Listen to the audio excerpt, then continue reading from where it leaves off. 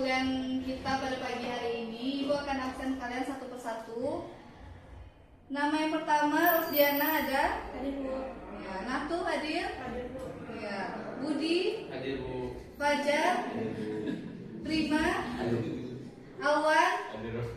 Perki? Hadir, Bu. Ya, Siti? El? Ya, oke, hadir semua. Ada teman yang nggak hadir hari ini? Ada, Bu. Ada. Apa Dua orang. alasannya tidak hadir? Izin buat acara. Oh, izin ada acara. Oke. Ya, gimana kabarnya selama seminggu ini? Alhamdulillah. Baik, Bu. Ya, alhamdulillah.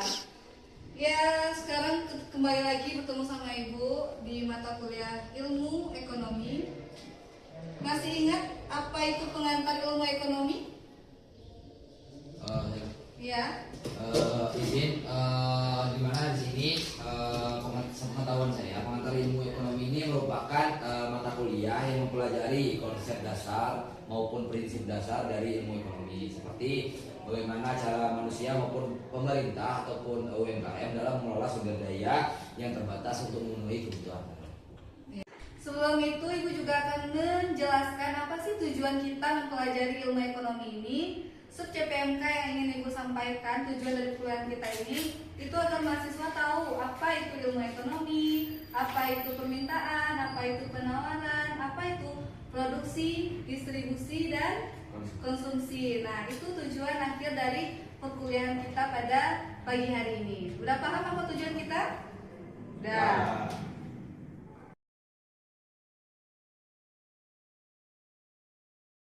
Minggu ini kita akan menjelaskan tentang aktivitas dasar ekonomi. Aktivitas dasar ekonomi itu terbagi menjadi 3. Satu apa? Ada produksi. 2 ada distribusi. 3 ada konsumsi. Nah, sudah pernah dengar apa itu produksi, distribusi, dan konsumsi? Nah, ya. Secara kalian tahu segambarannya kalian apa itu produksi? Menghasilkan barang, Menghasilkan barang. Kalau distribusi?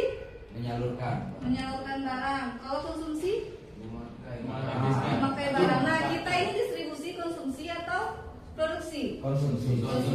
Ya, betul. Ibu akan jelaskan lagi apa itu produksi. Produksi itu adalah penciptaan nilai. Produksi adalah kegiatan menambah nilai guna atau benda atau menghasilkan barang dan jasa baru untuk memenuhi kebutuhan manusia. Contohnya sumber daya alam.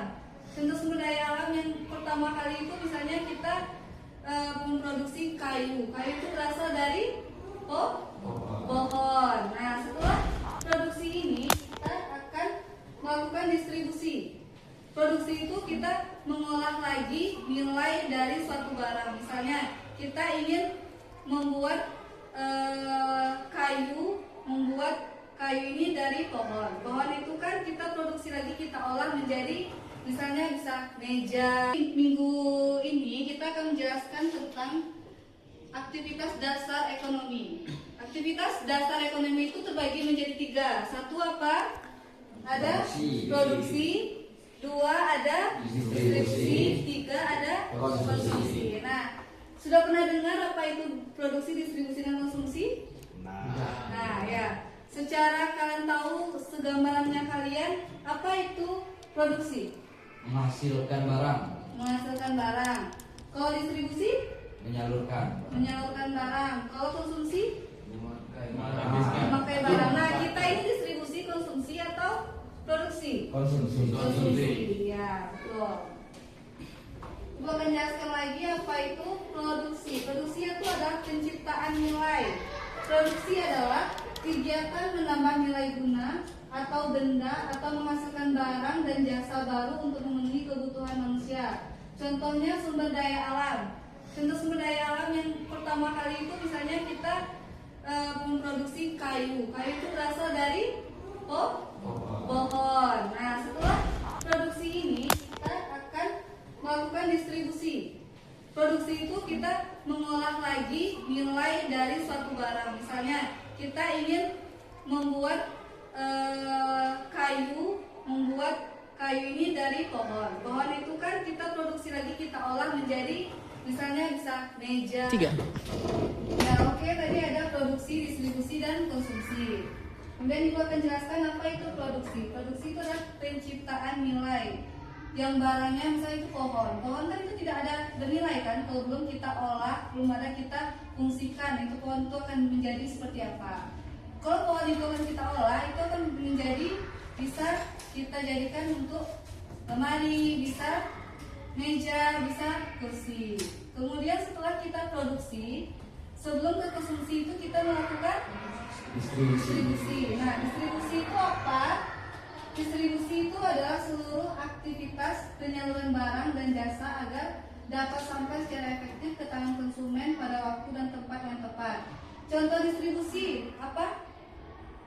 Misalnya kita ingin membeli lemari, membeli suatu barang. Nah, contoh distribusi apa? Misalnya Shopee itu termasuk distribusi?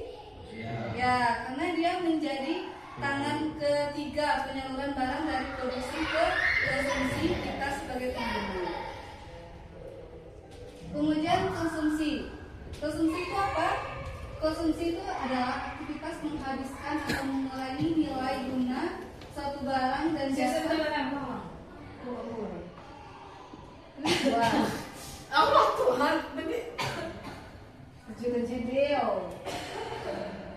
Ya, konsumsi. Konsumsi itu apa? Konsumsi itu adalah aktivitas menghabiskan atau mengurangi nilai guna suatu barang dan jasa secara berangsur-angsur ataupun sekaligus guna memenuhi kebutuhan hidup sehari-hari. Misalnya apa? Kita pertama contohnya kita yang makan nasi, ya kan? Pertama diproduksikan dulu di petani, diolah dulu yang dari padi menjadi beras, kemudian didistribusikan oleh petani itu, dijual ke toko-toko atau didistribusikan, diantarkan, diolah untuk diantar ke konsumsi. Kemudian kita sebagai yang mengkonsumsi barang tersebut, kita belilah kepada petani atau orang yang distribusikan. Ya. Kemudian kita juga mempelajari mekanisme pasar. Ada permintaan dan penawaran. Ada yang tahu kira-kira apa itu permintaan? Apa itu penawaran? Pernah dengar permintaan itu apa? Ya, apa itu permintaan? Permintaan itu suatu proses pemenuhan ataupun kebutuhan yang dibutuhkan oleh konsumen yang diharapkan dipenuhi oleh para pihak yang melakukan produksi tersebut. Iya. Ini menjelaskan apa itu mekanisme pasar, permintaan dan penawaran. Nah, di sini adalah teori atau hukum dari permintaan. Permintaan adalah menggambarkan jumlah barang yang tersedia dan mampu dibelikan oleh konsumen pada berbagai tingkat harga. Hukum permintaannya itu ada, semakin tinggi harga suatu barang, maka semakin dikit juga jumlah barang yang diminta. Contohnya apa? Dari hukum itu, misalnya harganya makin tinggi nih, permintaan kita untuk beli juga makin menurun. Misalnya kalian beli cabai, biasanya kita 1 kilo itu harganya 30.000. Nah, kalau harga cabainya jadi 200, apakah kalian akan membeli cabai itu? Pasti tidak kan, pasti permintaannya akan menurun.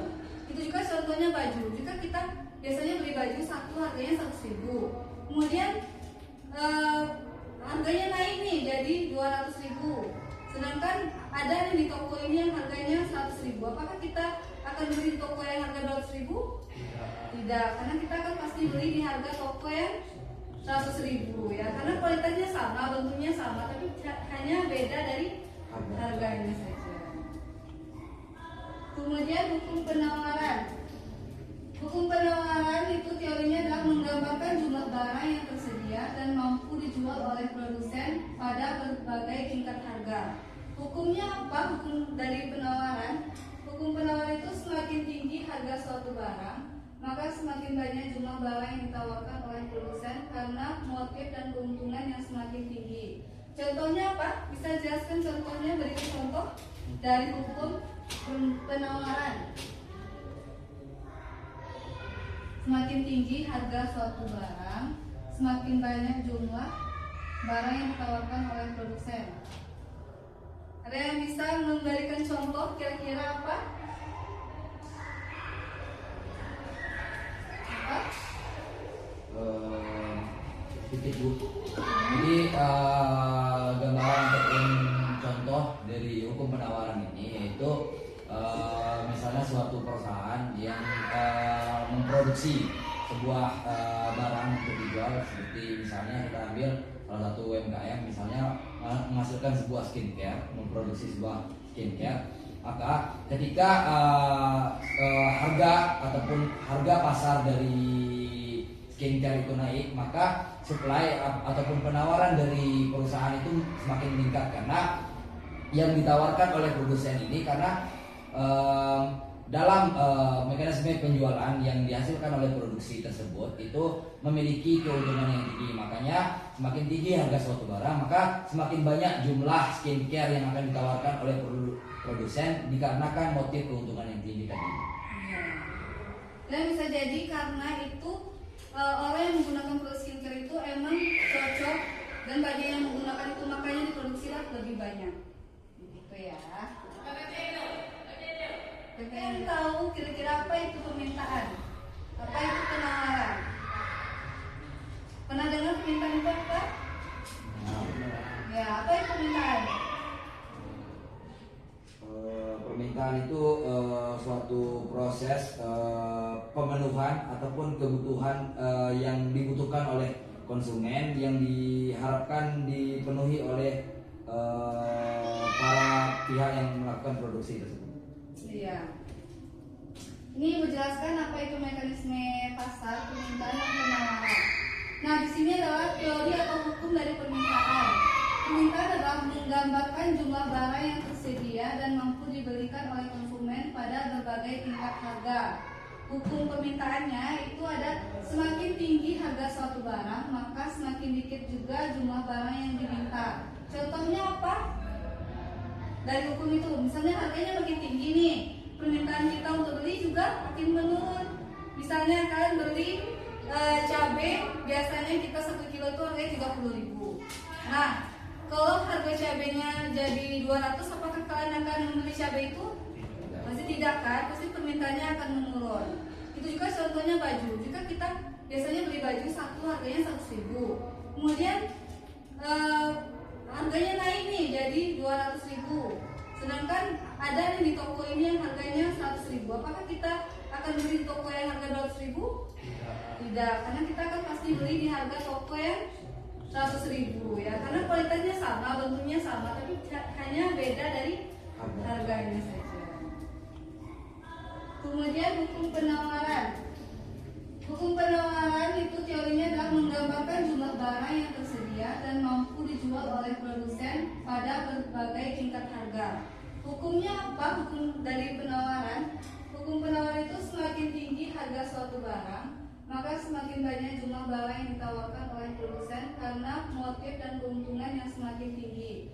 Contohnya apa? Bisa jelaskan contohnya, berikan contoh dari hukum penawaran. Semakin tinggi harga suatu barang, semakin banyak jumlah barang yang ditawarkan oleh produsen.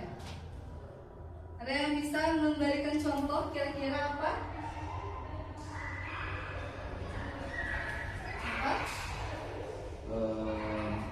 Titik Bu.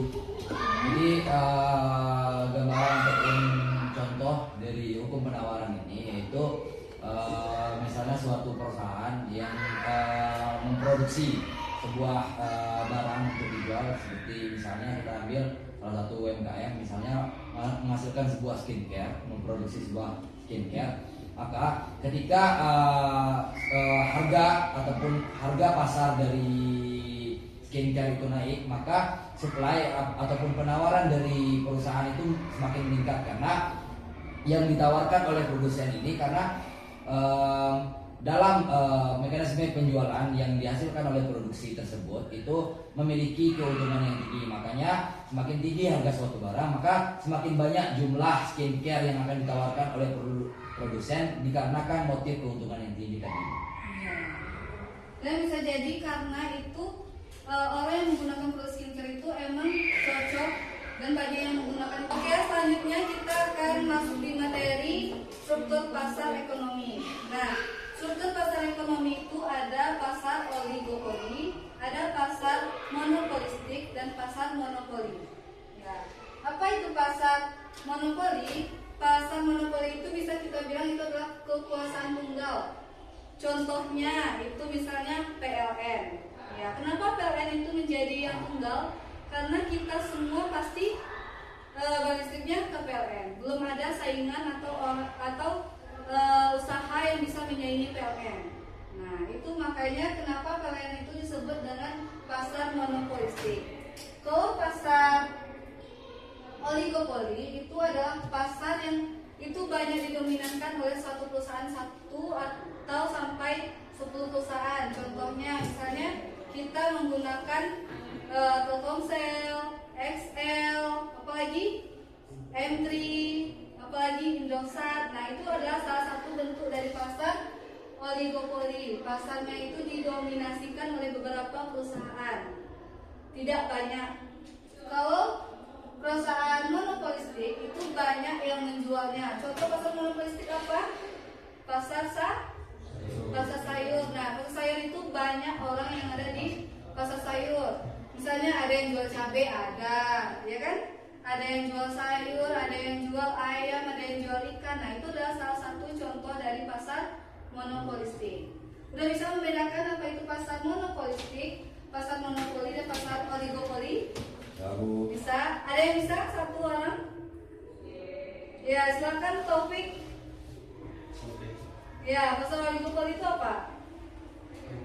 Ya, ada pasar oligopoli, monopoli, dan monopolistik. Kalau yang pasar monopoli ini Bu, ini adalah pasar yang hanya satu perusahaan saja yang memiliki. Ya. Yang kedua itu pasar Oligopoli. yang dimana ini pasar ini dimiliki oleh beberapa perusahaan besar saja. Dan yang terakhir ada pasar monopolistik yang dimana pasar tersebut ini banyak berada di pasar, dan juga pasar ini seperti yang dijelaskan tadi, seperti pasar sayur yang dimana itu banyak penjualan di sana. Oke, terima kasih. Oke, mungkin sekian materi perkuliahan kita pada pagi hari ini. Kita akan lanjut nih, coba kita diskusikan dengan fisis atau ibu mengeteskan apakah benar nih kalian udah paham pada materi kita pada pagi hari ini atau belum. Oke? Yuk.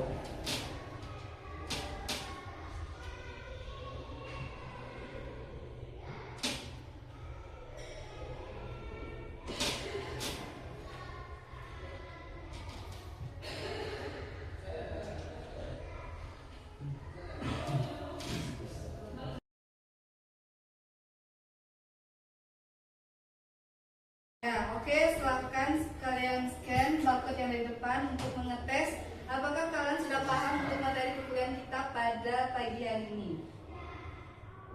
Udah jelas atau kalau ibu zoom dulu? Nah, ini bisa? Nggak bisa. Belum ada peserta. Udah masuk. Belum ada satu peserta masih nol. Budi? Ya, Budi sudah. Ya, masuk. Sudah. Ya, ada Zaki, ada Piti, ada Badru. Ya. Ya. Ya.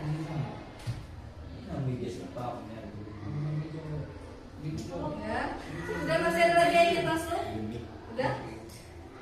Cukup ini aja.